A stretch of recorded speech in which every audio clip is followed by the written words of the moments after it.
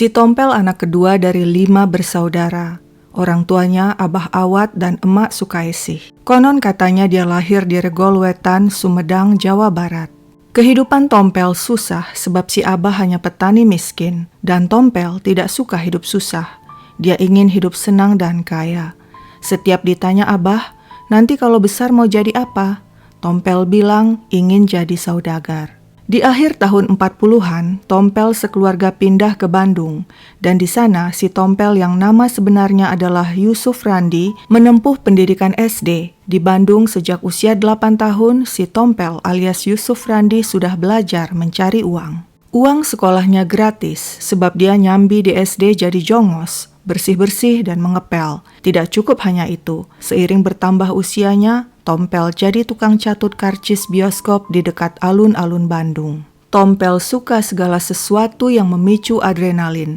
Dia sering ngebut dengan sepeda motor pinjaman di tengah malam tanpa lampu antara Bandung-Lembang. Dia senang berkelahi, juga berajojing rock and roll ala Elvis. Dia tidak takut mencuri makanan di kelenteng untuk diberikan kepada temannya yang miskin dan sakit. Tompel tidak menamatkan SMA, sebab di usia 19 tahun saat duduk di bangku kelas 2 SMA, dia pindah ke Jakarta dan bekerja jadi ABK. Dia ingin keliling dunia, dan jadi ABK adalah salah satu cara termudah untuk mencapai keinginan itu. Awalnya, dia berlayar ke Singapura, lalu lanjut ke Eropa. Di Jerman Barat dia turun hanya bermodalkan ransel butut dan uang $10. Tidak ada saudara dan teman, dia pun tidak bisa berbahasa Jerman. Di Jerman dia sempat hidup luntang-lantung, tidak punya tempat tinggal tetap. Malah dia pernah bilang setiap hari hanya tidur beratap langit dengan perut keroncongan. Sungguh dramatis. Untuk bertahan hidup, Tompel alias Yusuf kerja serabutan, termasuk membantu orang-orang membawakan belanjaan usai berbelanja di sebuah supermarket.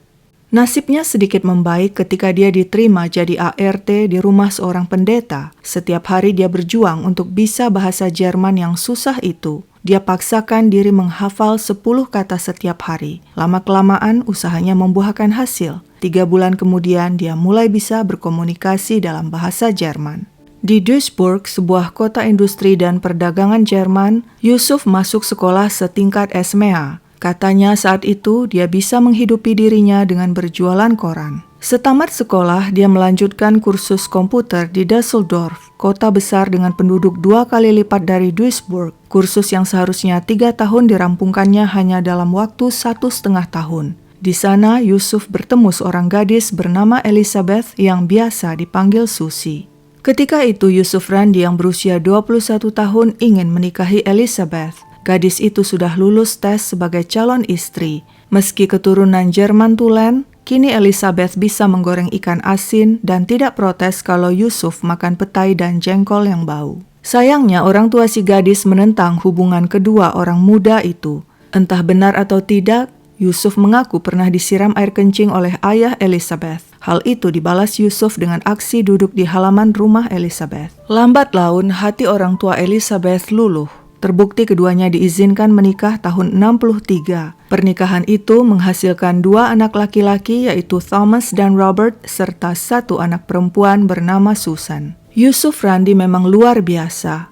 Hanya bermodal ijazah SMA dan kursus komputer, dia bisa mendapatkan pekerjaan bagus. Awalnya sebagai programming manager di International Harvester. Lalu dia pindah ke Inggris dan bekerja di Rank Xerox Limited sebelum akhirnya pindah bekerja di International Computer Limited. Setelah 2 tahun di Inggris, dia berhasil menaklukkan Amerika Serikat dan diterima di perusahaan komputer terkenal IBM sebagai System Manager. 3 tahun di IBM Amerika, si Tompel kembali ke Jerman Barat. Dia bekerja di Univac sebelum pindah ke German Data Communication.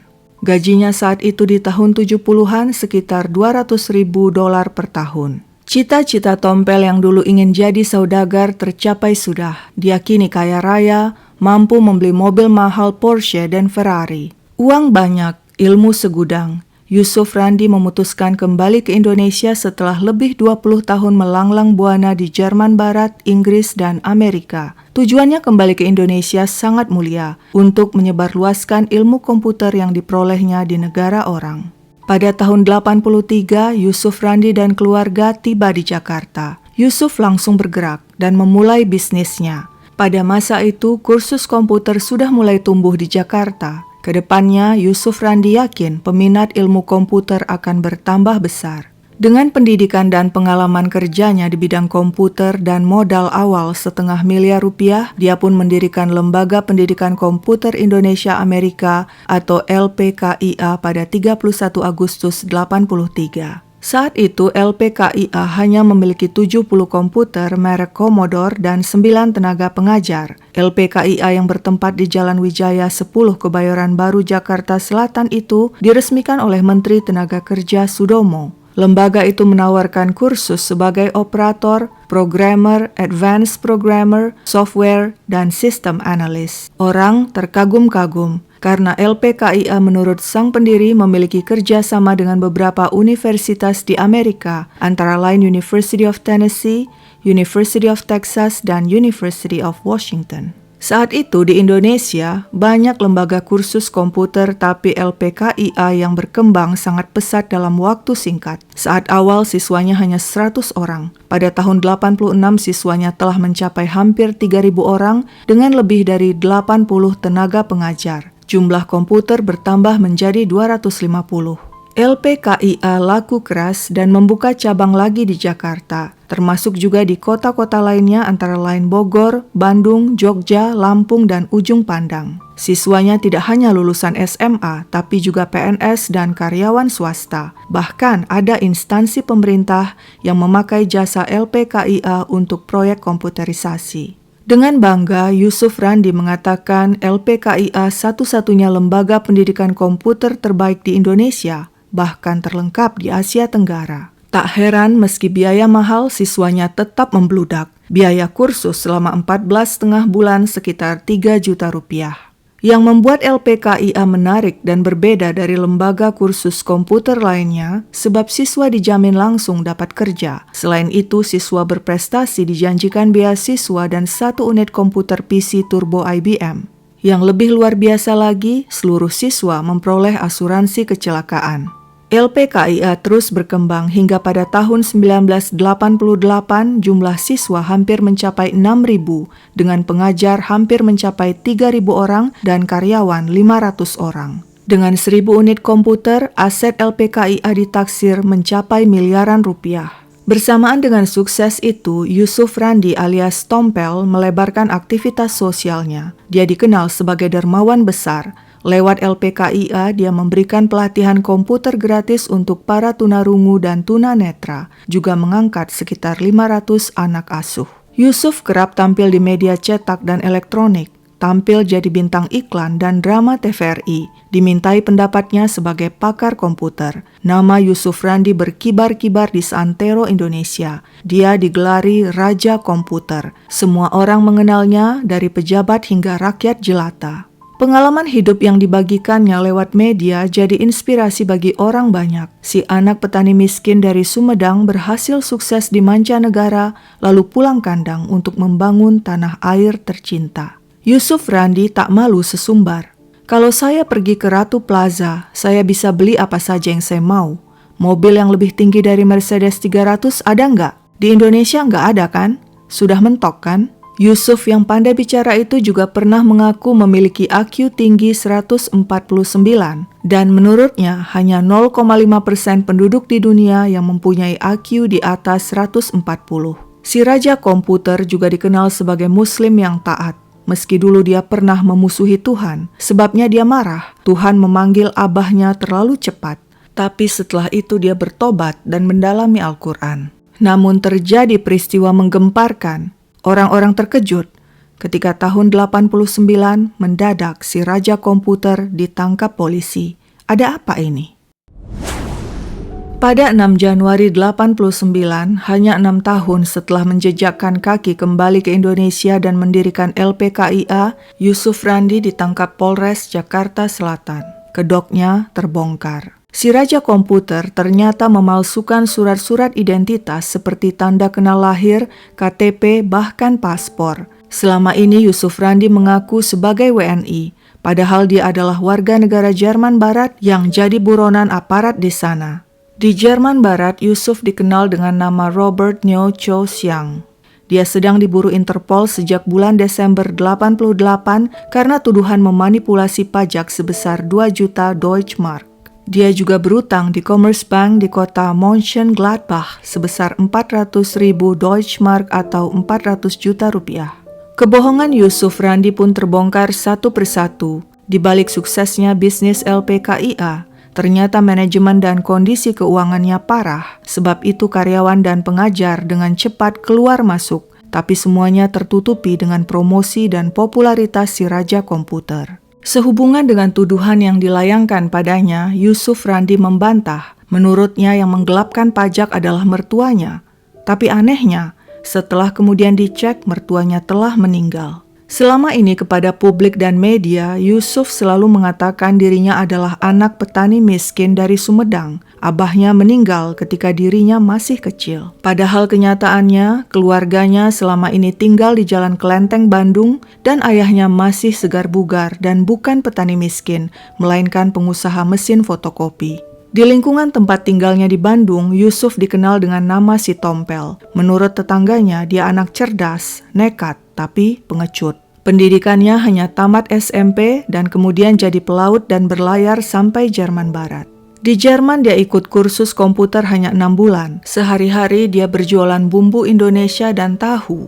Dia memang pernah kerja 3 tahun di IBM Jerman sebagai sistem programmer, tapi bukan sebagai sistem manager seperti pengakuannya. Sedangkan pengakuannya tentang pengalaman lainnya bekerja di perusahaan-perusahaan besar, baik di Jerman, Inggris maupun Amerika, tidak ada yang tahu pasti kebenarannya. Pantas saja kemampuan si raja komputer menimbulkan kecurigaan. Dia pernah diajak bekerja sama dalam program komputerisasi pertandingan pada PON ke-11 di Jakarta yang melibatkan Perumtel dan USI IBM. Anehnya, saat pertemuan tim komputer PON ke-11, si pakar komputer yang katanya punya pengalaman internasional tidak bisa bicara apa-apa. Aksi tipu-tipunya tidak sampai di situ. Sebagai ketua pelaksana program, Yusuf mendapat surat penunjukan dari Gubernur DKI Suprapto. Nah, surat itu malah dimanfaatkannya untuk mendapatkan dana sponsor dari berbagai pihak. Sedangkan janjinya untuk membantu program komputerisasi di PON ke-11 dengan 200 tenaga operator dan personal komputer hanya omong kosong dan tidak pernah terwujud. Anehnya, begitu PON berakhir, Yusuf Randi bisa beli mobil Mercy terbaru. Yusuf Randi juga dituduh terlibat proyek pengadaan barang Perumtel oleh firma Marathon milik saudara kandungnya Boy Tamzil. Pengadaan barang berupa mesin fotokopi merek Marathon buatan Jerman Barat itu dilakukan tanpa melalui tender. Akibatnya negara dirugikan 2,3 miliar rupiah. Pabrik mesin fotokopi itu konon katanya milik Joseph Gissen. Tapi setelah dilacak ke Jerman Barat, pabriknya tidak ditemukan. Joseph Gissen tersebut diduga adalah nama lain dari Yusuf Randi.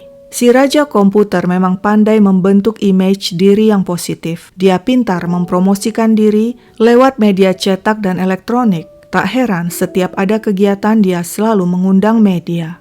Idenya banyak sekali. Dia pernah menyelenggarakan lomba catur melawan komputer, lomba games, bahkan lomba kaligrafi dengan komputer yang menurutnya baru pertama kali dilakukan di Asia, bahkan dunia. Yusuf juga berhasil mencuri hati aparat penegak hukum pada tahun 87 dengan mendemonstrasikan cara mengidentifikasi wajah pelaku kejahatan. Di komputer dia menekan tombol sesuai dengan ciri wajah, rambut, serta karakter pelaku dan voila, 5 menit kemudian rekaan wajah itu muncul pada layar komputer mendekati aslinya. Tentu saja semua yang melihat terkagum-kagum. Janji-janji palsunya bukan hal baru. Dia berjanji membuat ensiklopedia wayang dalam bahasa Indonesia dan Inggris, bekerja sama dengan Museum Wayang Nawangi dan Senawangi. Biaya akan ditanggung Yusuf Randi, tapi janji tinggal janji. Demikian juga janjinya untuk memberikan pelatihan pada penyandang disabilitas tidak pernah terwujud. Pernah ada berita di koran, di sana terpampang foto Yusuf Randi dan seorang napi di depan komputer di Lapas Wirogunan, Jogja. Dalam berita itu dikatakan, sang napi akan belajar komputer di LPKIA selepas menjalani masa hukumannya. Ternyata semua itu berita bohong, sebab pihak lapas mengatakan sang raja komputer tidak pernah berkunjung ke sana, apalagi melakukan kerjasama pelatihan komputer bagi para napi. Belum lagi kasus yang menimpa mahasiswa ITB pembuat robot yang tergabung dalam Pustena atau Pusat Teknologi Tepat Guna. Si mahasiswa diajak Yusuf Randi membawa robotnya ke pameran di Jakarta. Setiba di arena pameran, merek Pustena yang terpasang di robot itu diganti dengan nama LPKIA, sehingga ketika disorot media, nama LPKIA yang tampak seolah robot itu bikinan LPKIA. Si raja komputer doyan memberi derma dan sumbangan demi ajang promosi. Dia pernah membuka warung basmalah di pasar Blok A Kebayoran Baru. Tujuan warung itu memberikan makanan gratis kepada para kuli dan tukang becak. Yusuf berjanji akan membagikan nasi bungkus sebanyak 1.000 seminggu sekali. Jika lancar akan ditingkatkan menjadi 3 kali seminggu. Kenyataannya, cuma sekali nasi bungkus dibagi-bagi sejumlah 300-an bungkus. Setelah itu warung basmalah tidak terdengar lagi. Dan Islam Yusuf Randi ternyata hanya Islam KTP. Agamanya tidak jelas. Meski sudah menikah di Jerman Barat dengan Elizabeth, namun pernikahan mereka juga tercatat di KUA Kramat Jati, Jakarta Timur dan keduanya tercatat sebagai Muslim. Ternyata Yusuf juga punya istri kedua, yaitu Yanti, staf LPKIA dan anak mantan Bupati Bantul. Mereka menikah di Imogiri, Jawa Tengah atas rekomendasi KUA Kebayoran Baru, Jakarta Selatan dengan Yusuf menyandang status lajang. Dari Yanti, Yusuf memiliki 1 anak. Meski mengaku beragama Islam, setiap hari Minggu Yusuf Randi kerap beribadah di gereja Katolik. Bahkan Yusuf pernah meminta pastor melakukan pemberkatan pernikahan peraknya dengan Elizabeth. Ternyata kasus ini merembet ke orang lainnya. Bukan hanya Yusuf Randi yang ditangkap. Polisi juga menciduk seorang pemimpin LPKIA bernama Rohmani. Karena berwarga negara asing, saat akan mendirikan LPKIA, Yusuf Randi memakai nama Rohmani, seorang mantan karyawan roti sebagai pendiri LPKIA. Padahal Rohmani yang cuma lulusan SMA itu tidak tahu apa-apa tentang komputer. Dia hanya menurut saja ketika diajak Yusuf mendatangi seorang notaris untuk menandatangani akta LPKIA. Selain Rohmani, ada 3 orang lainnya yang tercantum di akta pendiri LPKIA, yaitu Suharsono, Resi Suryaputra, dan Agus Salim. Setelah LPKIA berdiri, mereka tidak lagi duduk sebagai pimpinan, melainkan pegawai biasa. Rohmani yang jadi resepsionis sempat khawatir dia yang akan kena masalah jika LPKIA tertimpa masalah. Tapi Yusuf menenangkannya dan mengatakan, "Tenang saja, itu kan cuma pakai nama lu aja. Sebenarnya semua kan punya gue." Karena bekerja di LPKIA, status Rohmani di kawasan tempat tinggalnya naik. Dia diangkat jadi ketua RT. Hal itu dimanfaatkan si Tompel. Dia minta Rohmani membuatkan akta kelahiran palsu untuk dirinya dan keluarga Jermannya agar mereka bisa membuat KTP. Dengan akta kelahiran dan KTP palsu itu pula dia membuat 6 paspor Indonesia dengan nama berbeda-beda, yaitu Nio Cho Siang, Thomas Tamzil, dan Yusuf Randi. Paspor itu dikeluarkan oleh kantor imigrasi Jakarta Selatan dan Bandung. Sehubungan dengan sepak terjang anaknya itu, ayah Yusuf Randi mengatakan dia tidak kaget mendengar berita anaknya ditahan. Dia sudah masa bodoh dengan anak keduanya itu. Sehubungan dengan pemalsuan identitas, Yusuf Randi dikenai dakwaan pasal berlapis, yaitu memberikan keterangan palsu, melanggar undang-undang keimigrasian, dan melanggar peraturan pemerintah tentang kependudukan. Yusuf Randi terancam hukuman 5 tahun penjara. Setelah 2 bulan ditahan Polres Jakarta Selatan, pada Maret 89 selagi menunggu sidang digelar, Yusuf Randi dibebaskan sementara dengan jaminan istri keduanya Yanti dan pengacaranya Hindarsih. Pengacaranya membenarkan Yusuf Randi memang membuat KTP palsu alias KTP tembak di Kelurahan Gandaria Utara dengan bantuan Rohmani, dan dengan KTP palsu itu dia membuat paspor palsu. Menurut pengacaranya, Yusuf Randi merupakan korban ulah anak buahnya yang ingin menguasai LPKIA. Anak buahnya lah yang melaporkan pemalsuan KTP Yusuf kepada polisi sehingga si raja komputer kemudian ditangkap dan sepak terjangnya selama ini terbongkar. Sidang perkara Yusuf Randi akhirnya digelar pada 11 September 89. Tapi pria itu tidak hadir. Di mana dia? Semuanya terkuak ketika pada Oktober 89 aparat secara resmi mengumumkan Yusuf Randi buron. Yanti istri keduanya dan pengacaranya Hindarsih memastikan Yusuf sudah berada di Jerman Barat. Ternyata selama ini hebatnya Yusuf Randi dibebaskan sementara tanpa jaminan uang sama sekali. Meski sang istri Yanti dan pengacaranya menjamin bahwa Yusuf Randi tidak akan kabur, tapi kenyataannya pria itu bebas kemana-mana, ke Bandung, ke Bali, hingga akhirnya kabur ke Jerman, mengikuti istri pertamanya Elizabeth dan anak-anaknya yang juga sudah berada di sana. Sayangnya sang istri Yanti dan pengacaranya yang menjadi pihak penjamin tidak bisa dikenakan sanksi apa-apa, sebab saat itu KUHP tidak mengatur sanksi bagi penjamin bila si terdakwa melarikan diri. Menanggapi kaburnya Yusuf Randi, sang pengacara Hindarsih mengatakan kepada media, "Sudahlah, perkara Yusuf Randi itu kan kecil. Kalau diadili juga dia akan divonis bebas." Ya sudah, Yusuf Randi tidak pernah diadili secara hukum. Konon sekarang dia tinggal di Amsterdam, Belanda, dan sudah menikah lagi dengan wanita Indonesia yang jauh lebih muda darinya. Dia tampaknya cukup aktif menulis di situs askara.co dengan nama Mang Ucup.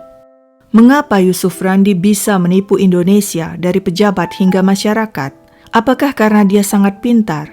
Ada yang bilang bukan karena dia sangat pintar, melainkan karena masyarakat Indonesia gampang kagum, gampang percaya dengan omongan seseorang, apalagi kalau memakai embel-embel luar negeri. Kalau begitu, ada baiknya jangan gampang kagum dan silau, terlebih dengan sesuatu yang ada embel-embel luar negerinya, agar jangan mudah dikibuli orang. Sekian dulu ceritaku, sampai jumpa kapan-kapan.